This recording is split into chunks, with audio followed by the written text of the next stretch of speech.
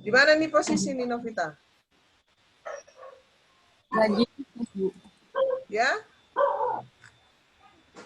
Lagi di kos, Bu. Oke, berarti satu orang lagi yang belum hadir ya. Oke, saya coba share materi kita ya. Kalau ada yang penting-penting boleh dicatat. Ada nanti yang mau ditanya, silakan ditanya, kita diskusikan. Mudah-mudahan Zoom-nya bisa bertahan.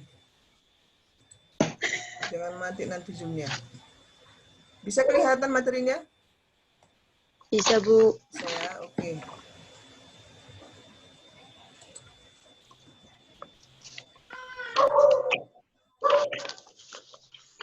Manajemen pendidikan dan pelatihan. Ada yang sudah baca materinya kan? Silakan. Siapa yang mau dulu kasih komentar, kasih pemahamanmu. Kira-kira apa yang mau kita bicarakan tentang manajemen pendidikan dan pelatihan ini?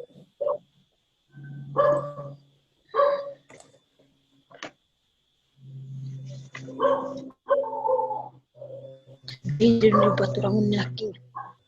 Ayo silakan. Satu orang.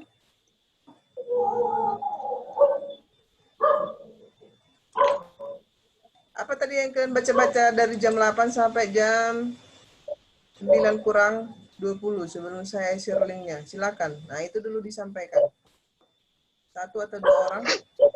Tidak, berbeda. Kan saru meeting untuk dibanding Tuhan.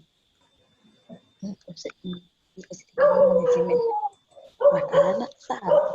Habis itu banyak pun. Silakan. Atau belum dibaca sama sekali?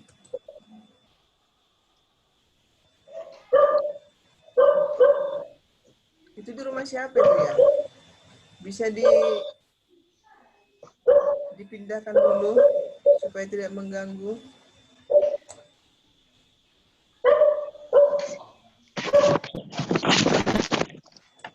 Silakan.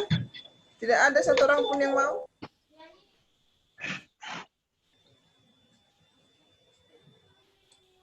Manajemen pendidikan dan pelatihan. Maria dulu, Maria. Mana si Maria nih? Halo, Maria. Halo, mana suaramu? Aktifkan mikrofonnya. Silakan Maria. Setelah si Maria, si Eko.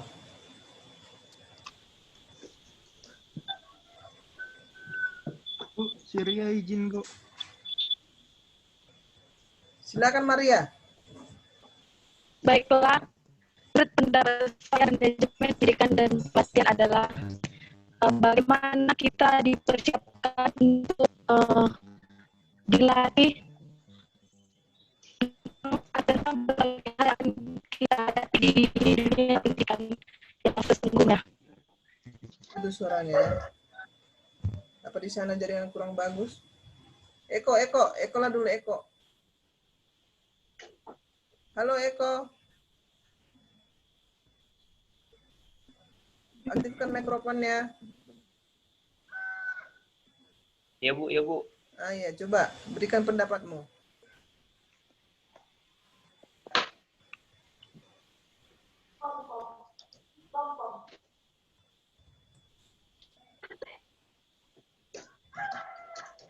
Eko.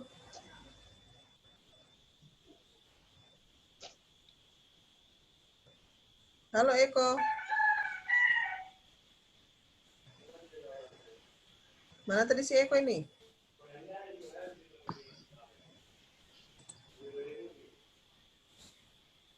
Oke. Nah, tujuan pembelajaran ya. Nah, ini nanti yang akan jadi sasaran kita. Di secara umum itu menyusun perencanaan pendidikan dan pelatihan atau diklat. Kalian itu kan prodi manajemen pendidikan Kristen. Jadi harapan kita nanti di dunia kerja ataupun di masyarakat nanti bisa mengembangkan diri dalam hal sebagai konsultan. Nah, konsultan itu bisa merencanakan sebuah kegiatan diklat, misalnya bagi sebuah instansi, memberikan pendidikan dan pelatihan bagi karyawan-karyawan maupun siswa. Itu dia ya. Nah, secara khusus, satu, melakukan analisis kebutuhan diklat. Artinya diklat itu dilaksanakan oleh karena sebuah kebutuhan, jadi menjawab kebutuhan. Yang kedua, menetapkan tujuan diklat untuk apa, sasarannya apa. Dan yang ketiga, menyusun perencanaan diklat, melaksanakan diklat dan melaksanakan evaluasi diklat. Nah, tentunya apa yang direncanakan untuk diklat ini itu tidak terlepas dari fungsi manajemen, planning, organizing, actuating, evaluating, dan apa lagi? Ada 6 itu ya, fungsi manajemen. Oke. Nah, selanjutnya. Kalian itu sekarang semester 5 kan? Betul nggak? Iya, Bu. Nah, semester 5. Jadi artinya ini sudah lebih menjurus ke mata kuliah yang akan memperlengkapi kalian dalam hal kompetensi sebagai alumni dari manajemen pendidikan Kristen. Jadi dalam mata kuliah ini adalah integrasi dari beberapa mata kuliah. Nah, ini yang perlu kalian pahami ya. Dibaca lagi buku-bukunya, didiskusikan dasar-dasar manajemen pendidikan, dasar-dasar perencanaan program pendidikan. Nanti ini besok akan kita perdalam lagi dalam mata kuliah perencanaan program pendidikan. Kemudian manajemen humas dan layanan pendidikan, ya. Manajemen pembiayaan atau keuangan. Ini sudah diambil mata kuliah ini belum? Mata kuliah ini Sudah, manajemen pembiayaan. Manajemen keuangan, Bu. Sudah, Bu. Oke ya. Sudah, Bu. Dan juga mata kuliah yang lainnya, bukan hanya itu. Nah, ini tugas mahasiswa. Nanti dikumpulkan pada pertemuan ke-14. Ya. Walaupun secara daring nanti bisa kerja kelompok kan? Nanti diskusinya melalui grup WA aja. Itu. Jadi nanti satu kelompok 3 orang. Pada pertemuan ke-14 nanti ini dikumpul. Itu dia. Pertama, memilih topik atau masalah dalam bidang pendidikan yang perlu dilakukan pelatihan. Jadi kita tidak hanya belajar teori ya. Jadi seperti yang kemarin, yang kita coba rencanakan itu yang tentang resiliensi remaja, tidak semua ternyata ikut ya, hanya beberapa saja. Jadi itu salah satu bentuk pelatihan. Itu ya, salah satu bentuk pelatihan. Namun dia, karena kita Bayjumnya komposisi pelatihan itu tidak terlalu banyak, lebih ke edukasi, ke pendidikan dia. Itu ya. Nah, jadi nanti contohnya ini saya kasih contoh ya, diperhatikan. Pelatihan itu nanti bisa sasarannya ke siswa, ke guru, ke masyarakat. Jadi harapan saya pelatihan itu harus diaktualisasikan, bukan hanya sebatas proposal. Ini yang kedua, menyusun proposal pelatihan. Ini nanti tahapannya. Yang ketiga, melaksanakan. Nah ini, di sini harus ada nanti melaksanakan pelatihan untuk kelompok masyarakat tertentu. Harus ada kalian buat pelatihan apa yang sudah kalian lakukan. Bisa dipikirkan dari sekarang. Itu ya. Gimana? Bisa terbayang nggak? Bisakah kira-kira? Bisa? Jadi nanti kita akan belajar analisa kebutuhan gitu ya, analisa kebutuhan. Kenapa perlu pelatihan? Tentunya karena kita melihat bahwa kelompok masyarakat tertentu butuh sesuatu, ada yang kurang. Itu ya, entahkah itu siswa, guru, ataupun masyarakat tempat tinggal kita. Itu dia, melaksanakan pelatihan untuk kelompok masyarakat tertentu. Nah, nanti fokuskan di bidang pendidikan atau di bidang hal apa yang kalian kuasai gitu. Tidak harus bidang pendidikan gitu ya. Kemudian nanti menyusun laporan pelaksanaan dan evaluasi. Itu jadi sebelum nanti pertemuan ke-14 belum dikumpulkan, berarti dari hari ini sampai nanti ini September, Oktober, November ya. Desember kita sudah harus konsultasi. Bu, ini yang akan kami usulkan, ini akan kami kerjakan. Seperti itu dia.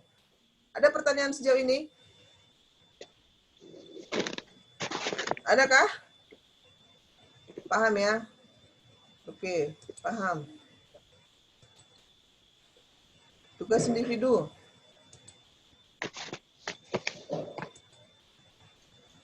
Nah, ini yang pertama, mempresentasikan PowerPoint tentang satu topik.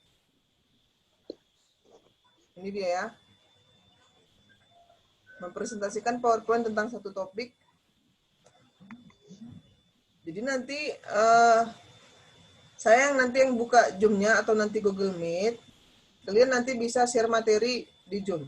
Seperti yang saya buat sekarang ini. Jadi siapkan nanti PowerPoint-nya tentang topik apa yang akan kalian share ke kita.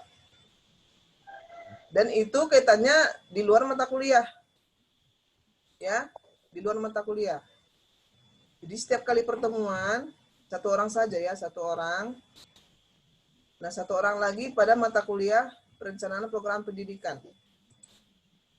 Nah, jadi ini sebagai bagian dari proses diklat individu. Anggap ini membekali kalian dalam hal pendidikan dan pelatihan. Katakanlah seperti saya, sekarang saya sebagai narasumber. Itu ya, atau saya sebagai pemateri gitu. Nah, kalian nanti masing-masing ketika mempresentasikan itu anggap kalian sebagai pemateri. Gitu ya. Sebagai ahli gitu ya, ahli yang menyampaikan materi tentang satu hal tertentu gitu. Nah, ini dia. Memperlengkapi diri dalam hal pengetahuan, pemahaman, dan keterampilan. Memilih satu topik yang dianggap menarik. Itu ya. Mempersiapkan PowerPoint maksimal 5 slide. Maksud saya seperti ini. Boleh misalnya memberikan motivasi tentang kehidupan remaja. Saya sangat prihatin dengan melihat kondisi remaja sekarang dengan kebebasan menggunakan handphone, menggunakan gawai, mereka malah terlalu bebas melihat misalnya video-video porno atau kecanduan game. Kenapa itu kamu anggap sebagai hal yang menarik? Tentunya ada alasan. Nah, itu yang mau kamu sampaikan kepada kita gitu. Nah, waktunya tidak usah lama-lama. Ya. Cukup 10 sampai 15 menit. Ada pertanyaan sejauh ini? Jadi minggu depan sudah mulai. Siap-siap siapa yang akan saya unjuk. Ada pertanyaan sejauh ini? Nggak ada, Bu. Oke. Lanjut. Nah, referensi bisa lihat di silabus kita ya. Ada saya kirim satu buku elektroniknya kan?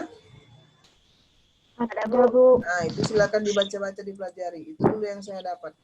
Nah, ini ada beberapa. Di luar ini silakan cari jurnal. Nah, untuk mencari jurnal dari Google Scholar sudah paham ya?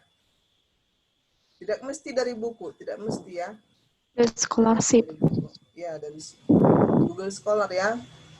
Nanti di situ atau dibeli online, Shopee, Lazada, Tokopedia, beli aja buku-buku murah kok dari Jawa sana. Itu bakalan kamu pakai untuk seterusnya, nggak akan rugi ya. Daripada kamu misalnya beli paket untuk game dan segala macam, mending anggarkan untuk beli buku. Itu saran saya saja ya. Bagi yang mau belajar dan mengupgrade kemampuannya. Nah, sekarang kita masuk ke pengertian pendidikan. Apa itu pendidikan ya? Coba Enda Marbun, boleh suarakan suaranya? Halo? Enda Marbun bisa dengar suara saya? Halo? Halo, Bu. Iya, silakan. Apa menurutmu itu pengertian pendidikan? Pendidikan adalah proses yang perlu diterapkan dalam dunia pendidikan agar tujuan dan pendidikan bisa dicapai, Bu. Oke, boleh. Bagus. Sarma? Coba silakan, apa pendapatmu? Pendidikan itu adalah suatu kebiasaan yang diturunkan dari generasi ke generasi berikutnya melalui pengajaran, pelatihan, dan penelitian yang diterima, Bu. Oke, boleh. Ada yang lain? Ada yang mau kasih pendapat? Ropiana?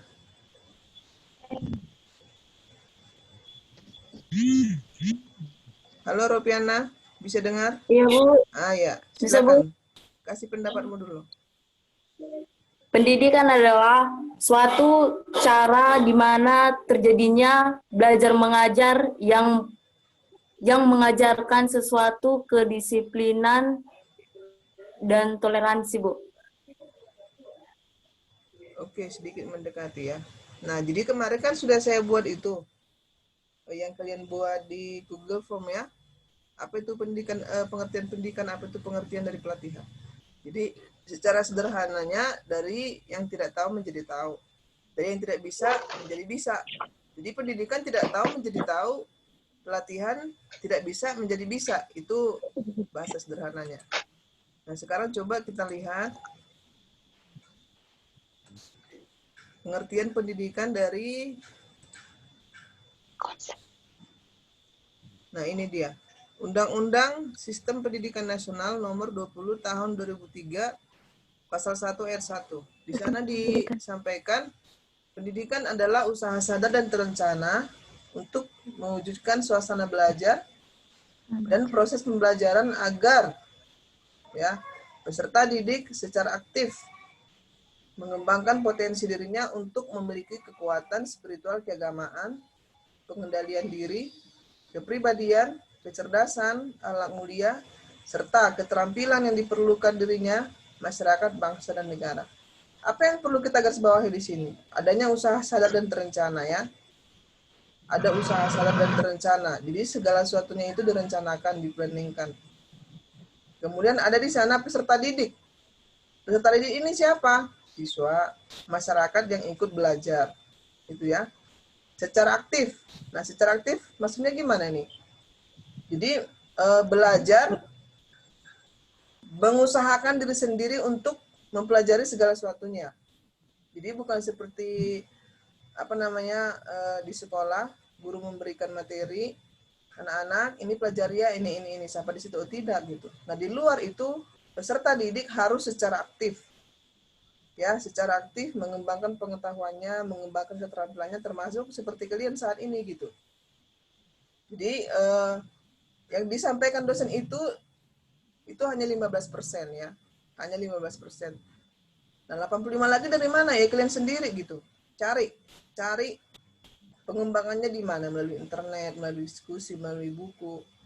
Itu dia pendidikan. Jadi secara aktif mengembangkan potensi dirinya gitu. Supaya apa? Memiliki kekuatan. Nah, ini spiritual keagamaan gitu ya. Dalam hal kerohanian. Kemudian pengendalian diri dalam hal karakter ya, kepribadian, kecerdasan, akhlak mulia gitu, serta keterampilan diperlukan dirinya, masyarakat, bangsa, dan negara. Nah, jadi itu dikembangkan untuk apa? Untuk nanti diaplikasikan di masyarakat tentunya gitu. Jadi jangan hanya kalian berpikir nanti setelah saya tamat saya bisa cari kerja gitu di kantor ini, di kantor ini, tidak gitu. Jangan seperti itu pemikirannya. Tapi ketika nanti kalian sudah selesai dari kuliah, pengetahuan yang sudah kalian dapatkan, keterampilan yang sudah kalian dapatkan, itu harus kalian aplikasikan di masyarakat. Itu yang kita harapkan. Itulah akhirnya pendidikan itu berhasil. Kalau itu tidak ada, berarti tidak berhasil. Bisa ya sampai di sini dipahami? Halo? Oke. Paham, Bu. Nah, selanjutnya pelatihan.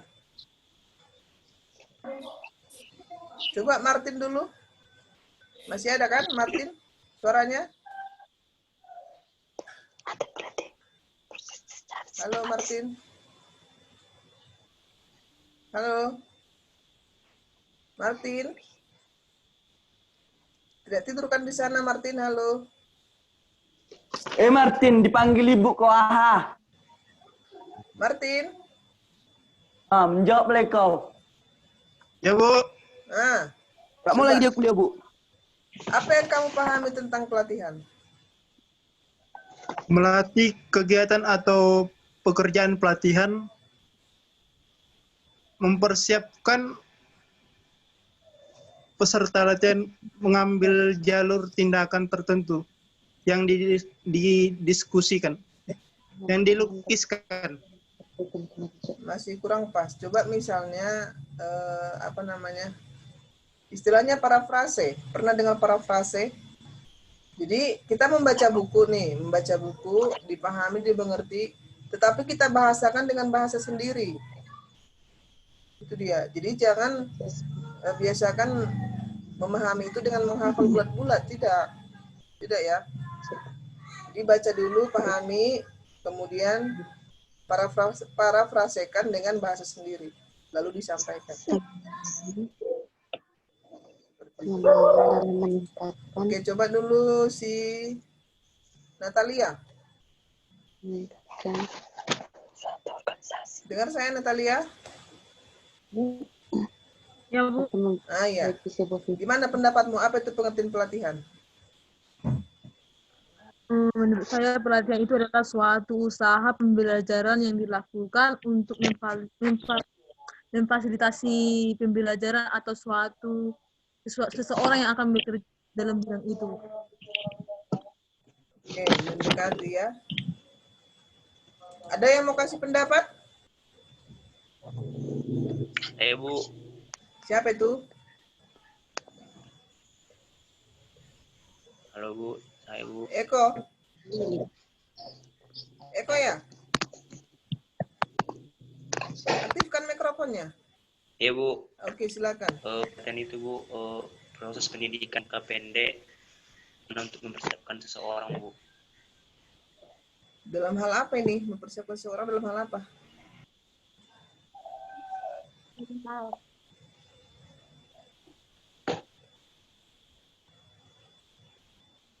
Halo Eko, masih dengar saya? Proses pendidikan jangka pendek Dalam hal untuk mencapai tujuan ataupun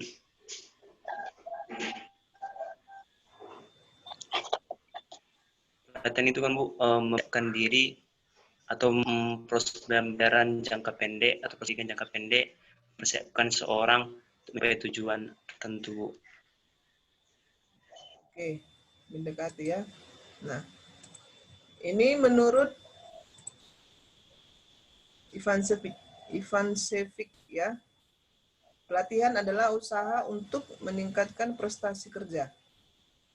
Usaha untuk meningkatkan prestasi kerja atau kinerja karyawan dalam pekerjaannya sekarang atau dalam pekerjaan lain yang akan dijabatnya segera. Nah, jadi seperti kami kemarin itu, kita itu diklat selama kurang lebih hampir 2 bulan lah saya katakannya, diklat pendidikan dan pelatihan. Jadi itu memperlengkapi kita sebagai calon dosen dan sebagai calon ASN. Nah, di sana kita benar-benar dilatih secara kognitif, secara psikomotor, dan juga afektif. Itu dia. Karena apa? Kita diperlengkapi untuk menghadapi pekerjaan yang akan kita hadapi, itu dia. Nah, ini memperlengkapi untuk mengerjakan pekerjaan yang akan dikerjakan, gitu ya. Nah, menurut si Andrew, pelatihan adalah suatu proses pendidikan jangka pendek yang mempergunakan prosedur sistematis dan terorganisir di mana pegawai non-manajerial mempelajari pengetahuan dan keterampilan teknis dalam tujuan terbatas. Jadi memang pelatihan itu ada satu tujuan yang akan dicapai gitu. Nah, kalau pendidikan, nanti kita bahas ya apa perbedaan pendidikan dan pelatihan. Nah, jadi yang perlu di sini kalian pahami itu ada usaha untuk meningkatkan prestasi kerja. Dari si peserta didik, apakah itu karyawan, apakah itu masyarakat, apakah itu siswa. Itu. Yang tujuannya meningkatkan prestasi kerja, itu sudah pasti gitu ya. Nah, misalnya nih, diklat guru-guru gitu, pelatihan untuk guru-guru. Ya, itu tentunya bertujuan untuk memperlengkapi mereka supaya apa? Kinerjanya sebagai seorang guru itu meningkat. Itu harapannya. Nah, di situ ada prosedur yang sistematis dan terorganisir. Tentunya di ini menyangkut fungsi manajemen dalam hal planning ya, perencanaan. Nah, ini dia. Nanti ini yang akan kalian lakukan ya. Nah, kemudian pelatihan adalah suatu alat manajemen sumber daya manusia yang digunakan untuk memperoleh keahlian, keterampilan, atau sikap pegawai dalam rangka meningkatkan prestasi kerja pegawai. Nah ini ya si Ivan Sepik dan Andrew ini hanya 2 teori yang saya ambil. Masih banyak lagi yang memberikan pengertian pelatihan itu. Nah ini kesimpulan yang saya buat ya dari beberapa teori di kesimpulan. Jadi suatu alat manajemen sumber daya manusia yang digunakan untuk memperoleh keahlian, keterampilan, atau sikap pegawai dalam rangka meningkatkan prestasi kerja pegawai. Nah, jadi ini dia di sini. Ini yang saya lingkari, kelihatan ya? Ada sikap, pengetahuan, dan praktik. Kelihatan ini ya, halo? Kelihatan. Nah, iya. Iya, Bu, kelihatan, Bu. Jadi, Kelihatan, Bu. ini dia pelatihan. Ditujukan untuk meningkatkan sumber daya manusia dalam hal pengetahuan berkaitan dengan aspek kognitif. Dan yang kedua, sikap yang berkaitan dengan aspek afektif. Perilaku atau keterampilan berkaitan dengan aspek psikomotorik. Nah, bukan perilaku yang ini maksudnya ya, tetapi perilaku dalam hal keterampilan ini gitu.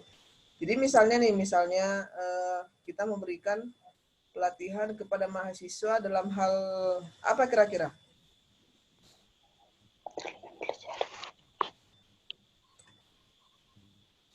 Misalnya nih nanti kalian membuat pelatihan untuk mahasiswa, apa kira-kira yang perlu diberikan dalam hal apa seperti itu? Dengan melihat kondisi sekarang. Itulah tadi yang saya bilang namanya ada analisis kebutuhan. Misalnya nih kalian lah sebagai mahasiswa, kalian sekarang itu perlu dilatih dalam hal apa?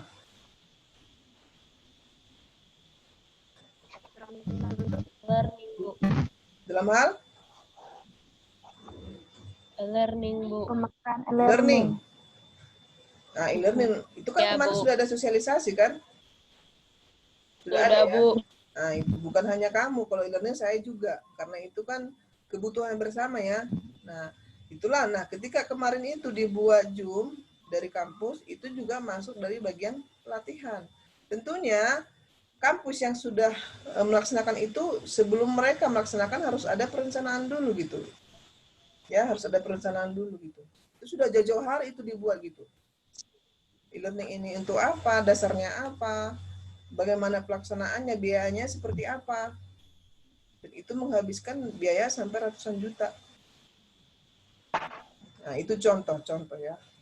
Nanti untuk selanjutnya kalian pikirkanlah. Oke, ini perbedaan pendidikan dan pelatihan menurut si Sukidjo Notoatmojo. Nah, ini dia ya. Nanti boleh kalian lihat di buku yang lain. Dalam hal pengembangan kemampuan, pendidikan itu secara menyeluruh atau overall. Pelatihan itu mengkhusus spesifik. Nah, ini tadi yang saya sebutkan. Pelatihan itu menjawab kebutuhan apa yang sedang kita butuhkan saat ini. Apa yang urgent gitu ya. Dan hanya dalam hal satu hal gitu. Misalnya nih, saya sebagai dosen, saya butuh misalnya untuk membuat video yang lebih menarik dalam hal pembelajaran. Gitu. Kalau dalam hal ini menyeluruh pendidikan, itu ya seperti yang kita jalani sekarang gitu. Nah, itu biasanya ada lembaga yang menyelenggarakan misalnya sekolah atau institusi. Nah, kemudian dalam hal area kemampuan, ini ya, hal apa yang ditekankan di sana? Kalau pendidikan lebih ke kognitif dan afektif. Misalnya lembaga pendidikan sekolah dasar atau SMP atau SMA gitu ya, kognitif. Dan sampai dia jenjang perguruan tinggi. Nah, jadi kalau misalnya ini kognitif ini di kognitif afektif kalau di SD itu bisa dikatakan hampir 100% itu diberikan atau difasilitasi oleh sekolah. Kalau misalnya di mahasiswa tidak ya. Kognitif afektif itu sekitar 30% difasilitasi oleh dosen atau kampus. Selainnya dari mana? Mahasiswa sendiri. Makanya tadi di pengertian pendidikan itu ada secara aktif mengembangkan diri, mengembangkan kemampuan. Oke, nah ini dia kalau pelatihan ini lebih ke psikomotor, kemampuan atau keterampilan dalam bidang tertentu. Nah, jangka pelaksanaannya, nah pendidikan itu kan lebih panjang. Kalau SD 6 tahun, SMP 3 tahun, SMA 3 tahun, perguruan tinggi S1 3 sampai 5 tahun. Nah, kalau pelatihan bisa 2 jam, bisa seminggu, bisa sebulan. Tergantung kebutuhannya mana. Materi yang diberikan, pendidikan lebih umum, pelatihan lebih khusus. Nah, dalam metode mengajarnya, pendidikan lebih konvensional. Ya, diatur sedemikian rupa, jadwal sedemikian rupa, ya. Sedangkan ini pelatihan inkonvensional. Bisa dia bersifat, tidak melembaga gitu. Tidak melembaga, tetapi mungkin misalnya seperti ini. Ada seseorang dia yang terbeban melihat beberapa siswa misalnya yang yang tidak paham dengan komputer. Dia bisa merencanakan sebuah pelatihan entah di rumahnya gitu ya kan, diundangnya berapa siswa dekat rumahnya, ayo kita belajar ini yuk, ayo bikin animasi gitu, diundangnya ke rumah, itu juga termasuk dari pelatihan. Nah, penghargaan akhir proses. Nah, kalau di sini ada gelar ya yang diperoleh. Misalnya sarjana gelarnya apa, D3 gelarnya apa. Nah, kalau pelatihan sertifikat, tidak ada gelar. Itu dia. Sejauh ini ada yang mau bertanya? Nah, nanti boleh kita diskusikannya, disimpan dulu di akhir pertemuan.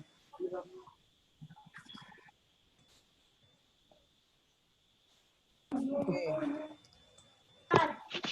Nah, ini hanya argumen saya ya. Pendidikan ada dalam pelatihan. Pelatihan ada dalam pendidikan. Siapa yang mau mencoba menjelaskan?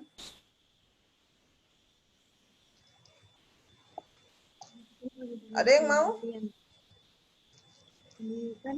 Atau coba dituliskan di bukunya saja ya. Nanti saya tagih. Saya Bu mau menjelaskan Bu. Oke, silakan Michael. Dari penjelasan Ibu dari awal sampai yang ini, mengapa karena Ibu bisa melakukan statement dalam pendidikan ada pelatihan, dalam pelatihan ada pendidikan. Ya, contohnya saja Bu, setiap hal yang apa kita lakukan, selagi itu mengenai hal baru, itu menjadi pendidikan sama kita. Dan ketika kita melakukannya, itu adalah suatu pelatihan untuk supaya kita mendapatkan sesuatu ilmu yang baru, Bu. Jadi pelatihan dan pendidikan tentu akan sejalan. Gitu, Bu. Oke, sangat setuju. Oke ya. Saya kira juga yang lain bisa memahami seperti itu ya. Jadi jangan dipisahkan pendidikan dengan pelatihan, tidak. Ya. Jadi dalam pendidikan itu ada pelatihan, dalam pelatihan juga ada pendidikan, tetapi yang perlu dipahami bahwa masing-masing ada proporsinya gitu. Kalau dia dalam kegiatan pelatihan, komposisi untuk pelatihan itu pasti lebih besar. Misalnya bisa dia sekitar 90%, 10%-nya itu teori. Itu ya, seperti dia. Nah, di bagian keterampilannya itu lebih diasah. Kalau di pendidikan mungkin lebih besar, 80% dia belajar teori, gitu ya. 20%-nya itu ke aplikasi. Seperti itu. Jadi tidak pernah atau jarang memang dibuat dia atau lebih sering dia dibuat ada kegiatan diklat, pendidikan dan pelatihan. Makanya disingkat dia dengan diklat. Nah, ini dia manajemen diklat. Apa itu manajemen? Masih ingat? Masih lah ya? Masih ingat. Nah, makanya tadi saya bilang ada integrasi mata kuliah, itu silakan dipelajari, dibaca lagi mata kuliah dasar-dasar manajemen. Nah, jadi sini manajemen adalah suatu cara atau usaha yang dilakukan untuk mencapai tujuan yang telah ditetapkan dengan memanfaatkan sumber daya yang dimiliki. Jadi ini jangan lupa ya, tujuan. Tentunya manajemen itu dilakukan untuk mencapai tujuan. Nah, tujuan itu tercapai supaya apa? Supaya efektif dan efisien. Makanya dibuat manajemen. Dengan memanfaatkan sumber daya yang dimiliki. Apa ini istilahnya itu kemarin saya bilang? 6M 1T ya. Masih ingat itu kan? 6M 1T. Man, money, method, machines, market, material. T-nya apa? Time ya. Time. Nah itu. Jadi manfaatkan sumber daya yang dimiliki untuk mencapai tujuannya efektif dan efisien. Manajemen diklat. Upaya yang sistematis, dan terencana dalam mengoptimalkan seluruh komponen diklat guna mencapai tujuan program secara efektif dan efisien. Tentunya dengan menerapkan fungsi-fungsi manajemen, planning, organizing, actuating, staffing, directing, controlling, dan evaluating. Inilah dia secara umum pengertian dari manajemen diklat. Oke. Pertanyaan. Ya, question, pertanyaan. Apakah perlu diklat? Ya. Perlu, Bu. Sembari ditulis ya. Ini untuk bahasan kita minggu depan.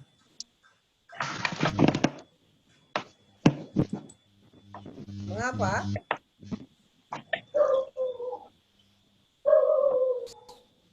Apa manfaat diklat? Untuk melatih. Apa atau siapa yang menjadi sasaran diklat? Bagaimana supaya diklat terlaksana dengan baik?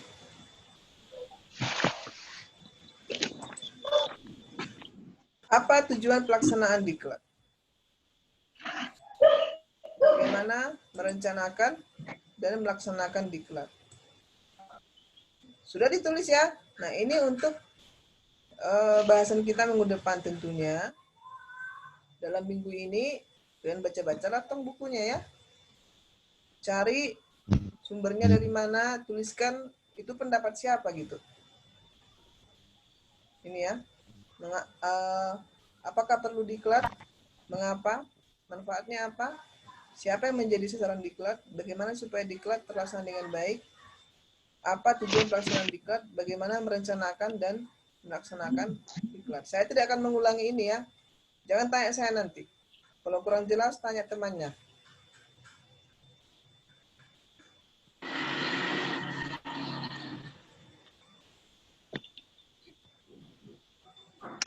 Jadi perlu kalian ingat apa namanya ya. Jadi kalau saya membayangkan kalian itu nanti setelah alumni terjun ke masyarakat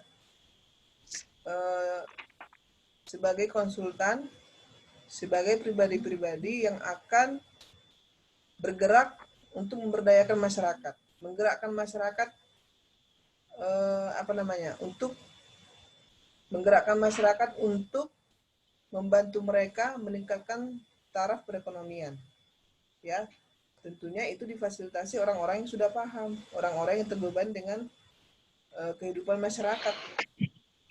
Itu yang saya bayangkan ya. Jadi tentunya bagaimana nanti supaya kalian itu bisa menjadi seorang konsultan? Ya perlengkapi diri dulu dong.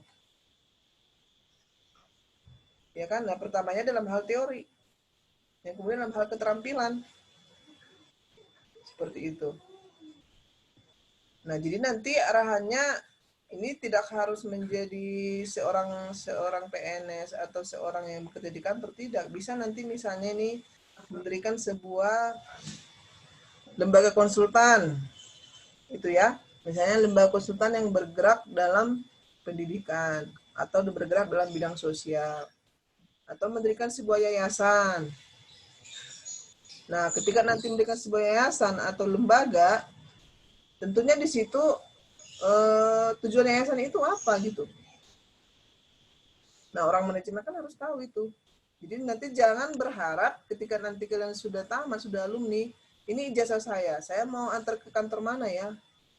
Saya mau antar ke perusahaan mana ya? Saya mau antar ke sekolah mana ya?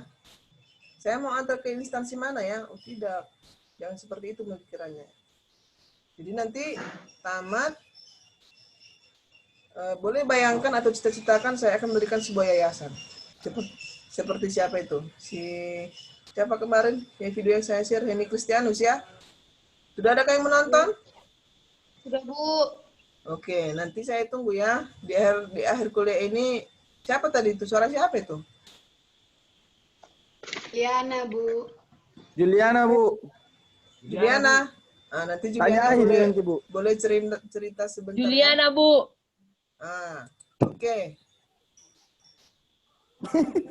Nah, jadi ini bahan diskusi kita minggu depan. Loh, batter saya sebentar.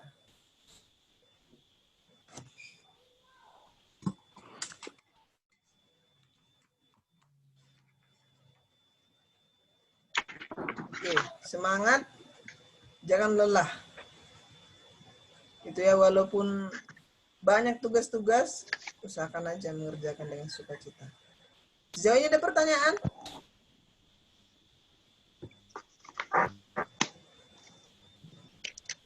Oke, kita lanjutkan.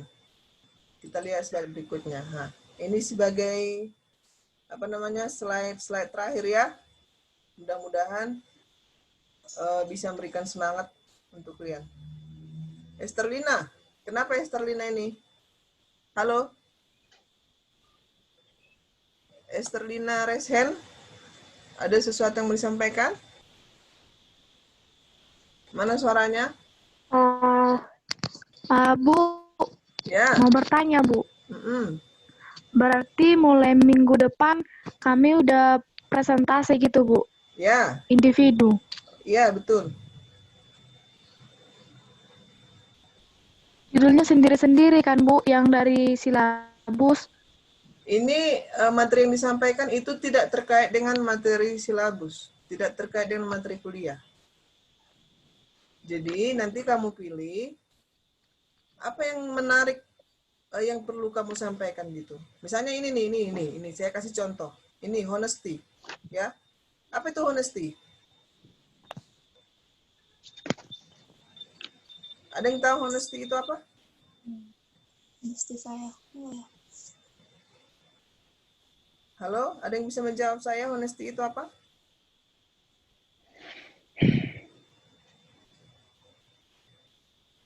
Halo? Masih adakah orang di sini? Halo? Kejujuran, Bu. Kejujuran ya. Nah, ini kenapa saya mempresentasikan ini? Tentunya ada latar belakang. Ini saya anggap penting. Kenapa? Nanti akan saya sampaikan. Jadi nanti kalian juga seperti itu gitu. Jadi saya sampaikan sekali lagi, tidak terkait dengan materi silabus. Tidak terkait dengan materi kuliah kita. Jadi sesuatu hal yang kalian anggap itu menarik dan itu sangat penting, urgent untuk disampaikan. Contoh, ini saya kasih contoh ya, honesty, kejujuran. Jadi selainnya tidak usah panjang-panjang. Paling lama, paling banyak 5 slide. Ini. Coba si Jayansen. Masih ada Jayansen di sini? Halo? Jayansen bisa dengar saya? Aktifkan mikrofonnya. Halo? Ayo, coba baca. Kejujuran adalah hal yang mahal, jangan berharap datang dari orang yang murah. Bisa lebih kuat suaranya? Kejujuran adalah hal yang mahal, jangan berharap datang dari orang murahan. Iya. Silakan dipahami sendiri ya. Jadi kalau saya menganggap ini, kejujuran itu hal yang sangat mahal ya, tidak bisa dibeli dengan apapun, tidak bisa ditukar dengan apapun. Jadi kalau orang yang tidak jujur berarti dia orang yang murahan ini. Itu menurut quote ini ya, dan saya rasa juga itu betulnya gitu. Itu juga ada betulnya. Dan memang sangat betul dan saya percaya dengan ini gitu ya. Dan saya sepakat lah, setuju lah dengan itu. Karena kejujuran itu mahal ya, orangnya juga mahal dong. Apalagi sekarang kondisi negara kita ini ya, banyak kita sebagai masyarakat biasa lah katakan, melihat pejabat-pejabat yang korupsi, melakukan koruptor. Sementara banyak masyarakat miskin yang tidak bisa makan. Banyak masyarakat yang di jalanan sana mengemis. Itu ya. mereka yaitu memanfaatkan jabatan untuk mengambil banyak uang. Itu bukan hak mereka. Nah, itulah dia. Nah, itu silakan dipahami. Slide kedua.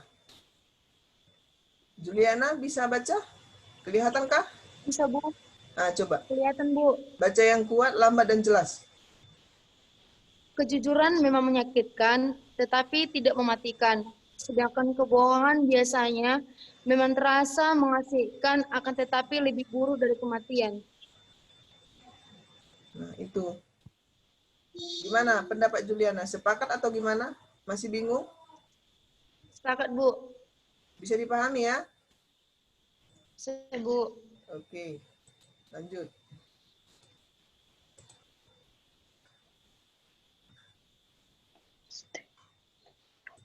Maria, ada Maria? Halo, Maria? Ya, Bu. Bisa dibaca? Lebih menghargai kejujuran dan keadaan kamu ketimbang kelebihan yang kamu buat sekedar untuk menyenangkan aku. Walaupun terkadang kejujuran memang menyakitkan, tapi kebohongan jauh lebih menyakitkan pada akhirnya. Iya. Bisa paham, Maria? Bu, puitis sekali, Bu. Kenapa? Di sini, Bu, yang statement yang ini, Bu. Kenapa? Putih sekali.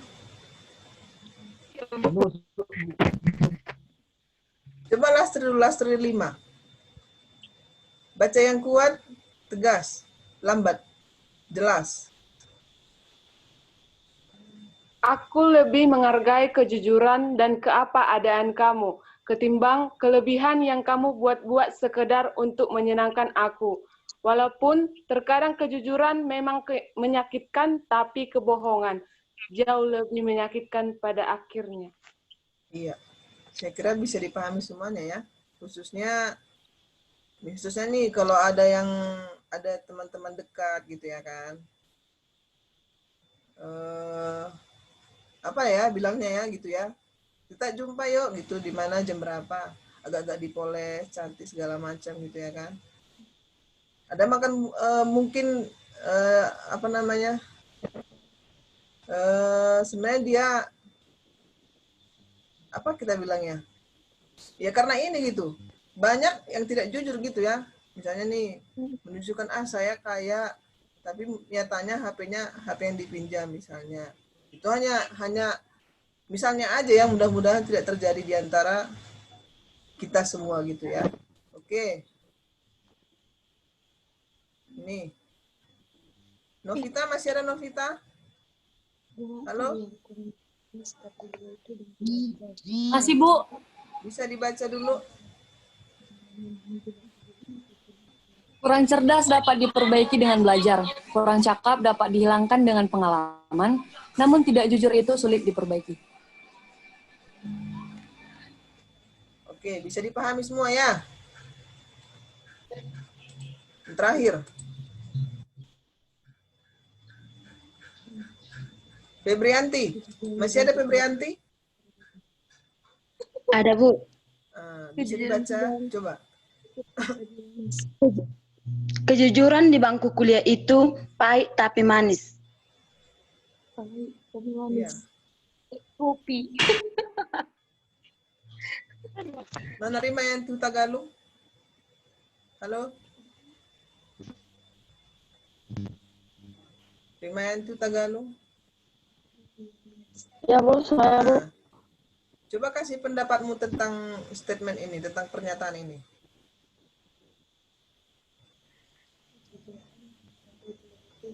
Halo, Rimayanti?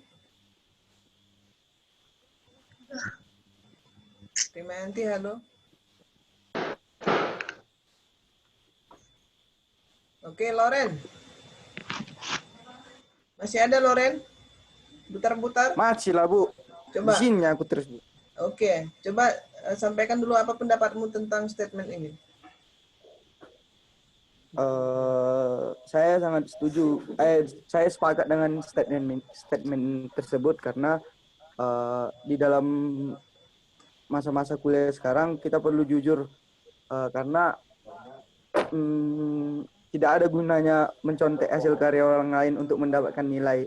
Lebih bagus hasil karya sendiri dan kita tahu di mana kesalahan kita dan kita dapat memperbaikinya. Oke, ya. Thank you. Nah, jadi kenapa ini saya sampaikan? Itu tadi, karena saya sungguh miris melihat kondisi bangsa kita saat ini ya. Mungkin ya, ini mungkin dulu mereka saat mahasiswa itu begitu luar biasa, menyuarakan mahasiswa, oh kita mahasiswa begini-begini, pemerintah begini-begini, suka demo segala macam. Nah, setelah jadi pejabat, apa yang terjadi? Oleh karena cinta uang, apa disebutkan ya? Akar keserakahan adalah cinta akan uang. Itu dikatakan di Alkitab. Gitu ya.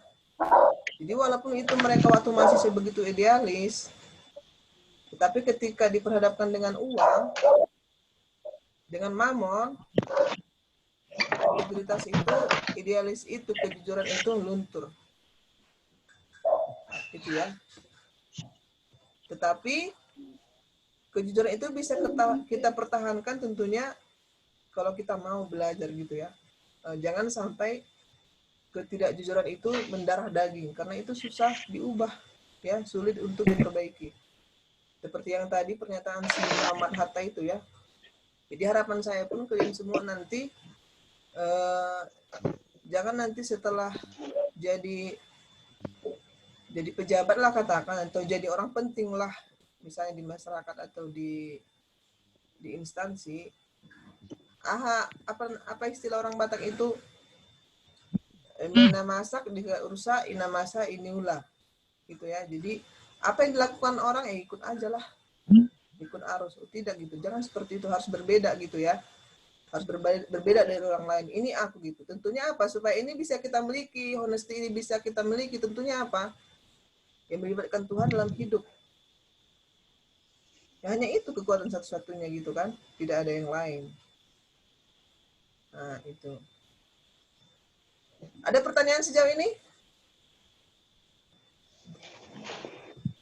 Ada? Kalau ada bertanya silakan raise hand ya, ada di situ. Nah, jadi itu contohnya. Seperti itu nanti kalian buat mulai minggu depan. Hal apa sih yang mau kalian sampaikan? Kenapa itu disampaikan? Urgensinya gimana? Itu dia. Oke. Sekian dan terima kasih dulu.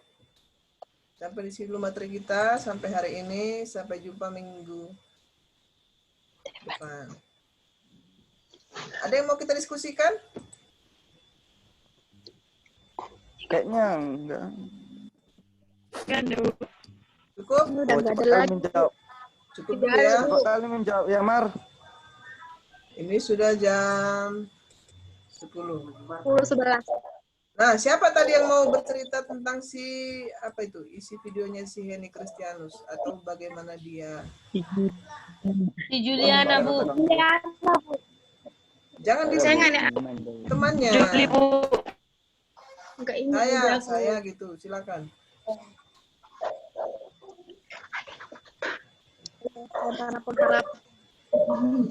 Silakan.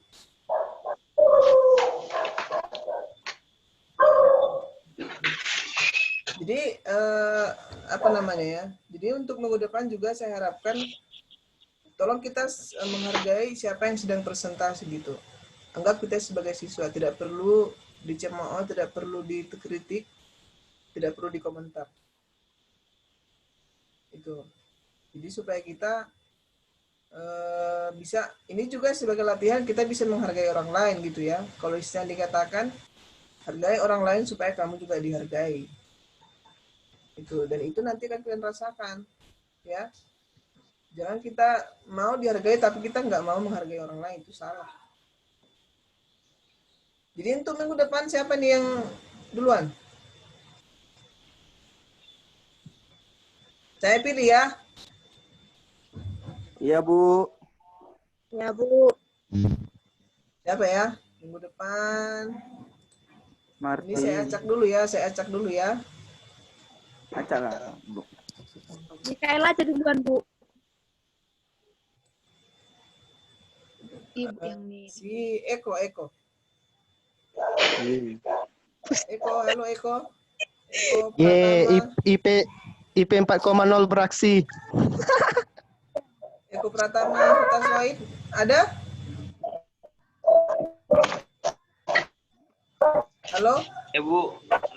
Bisa ya minggu depannya Eko ya? Bisa, Bu. Ke materi pertama.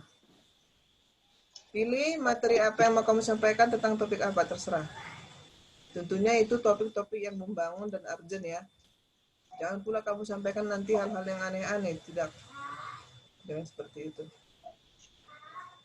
Oke, nah untuk kelompoknya, tugas kelompok 3 orang cukup kali ya. Nanti bisa bikin pelatihannya melalui Zoom atau melalui Google Meet, atau kalau memungkinkan, kenapa si Eko ini tadi dia? Kalau memungkinkan pun buat aja pelatihan di sana di sekitar kampung sama siswa di sana gitu. Tentunya dengan menerapkan protokol keselamatan. Itu ya. Dan kemana tuh? Untuk kelompoknya, kalian aja yang tentukan ya. Iya, Bu. Siapa teman kelompoknya? Karena jauh dari rumah kami, Bu. Ya? Berapa orang, Bu? Berapa orang ya? Ini 25 ya? 25 orang. 6. 26, Bu. 3 orang aja satu kelompok. 3 orang satu kelompok. Jadi minggu depan saya sudah terima nama-nama kelompoknya.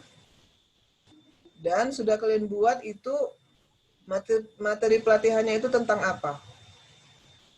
Hanya itu dulu nama kelompoknya dan topik materinya, topik pelatihannya itu tentang apa dan apa alasan kalian untuk membuat itu. Itu saja dulu untuk minggu depan. Kalaupun sudah kalian rencanakan begini-begini A sampai Z, terserah, itu pun silakan sah-sah aja ya. Oke, tidak ada lagi ya. Nanti kita lanjutkan lagi untuk minggu depan. Silakan yang tadi yang akan kita diskusikan itu dipelajari, dibaca-baca di rumah untuk bahan diskusi kita untuk minggu depan. Oke, untuk menutup kuliah kita hari ini siapa yang bersedia? Siapa tadi yang saya buat ini daftar hadir? Loren ya, Lorenca ya. Mana dia?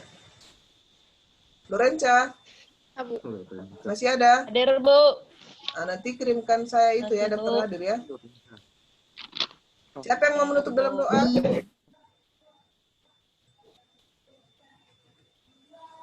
Halo. Ada yang bersedia? Bu, apa aja, Bu? Oke, Sterlina silakan. Nah, baiklah teman-teman dan Ibu, sebelum kita mengakhiri perkuliahan kita, ada baiknya kita berdoa. Mari kita bersatu dalam doa. Terima kasih Tuhan, terima kasih segala berkat dan kemurahan Tuhan, sehingga kami masih bisa menyelesaikan perkuliahan kami Tuhan melalui via Zoom. Tuhan, apapun yang kami pelajari hari ini, biarlah menjadi berkat dan bisa kami terapkan dalam kehidupan kami. Dan berkati juga dosen kami, Tuhan. Berkatinya kau melindunginya dan keluarganya juga. Inilah kehidupan kami, Tuhan. Kami serahkan sepenuhnya Tuhan. Amin. Amin. Oke, terima kasih. Amin. Sampai jumpa lagi ya. Amin. Sampai jumpa, Ibu. Oke, silakan. Silakan nih. Mau siap. Salam, Neo. Ya. Saya foto dulu. Ramai kali orang di belakang Ibu, Bu. Bye. Siapa? Oh, Bapak itu kawan-kawan itu. Di belakang Ibu. Di luar negeri. Jangan lupa. Di HP saya nggak jelas ini. Annyeong. Annyeong sarangyo. Foto Ibu. Ya. Mana istri si Jumbo, oi. 25. Oke, sekali lagi ya. Smile. Berfotonya, Bu. Iya dong. Mana ini apanya? Videonya. Rimayanti Eko. Tunggu kucing enggak. Mana nih? Tunggu dulu, ku cari di Rimayanti mana Facebook. Rimayanti nih? Buat gaya kalian, woi. Rimayanti. Rimayanti masih di Mentawai, Bu. Mana dia?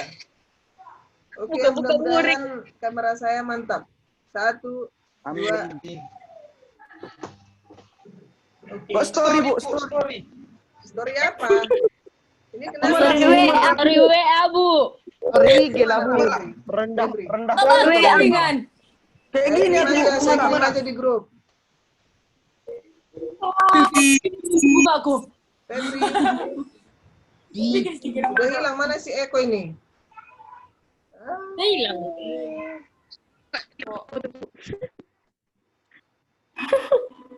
Mau akhir bagus lah caranya ini. Goodbye. Halo, Bu. Ayo. Annyeong.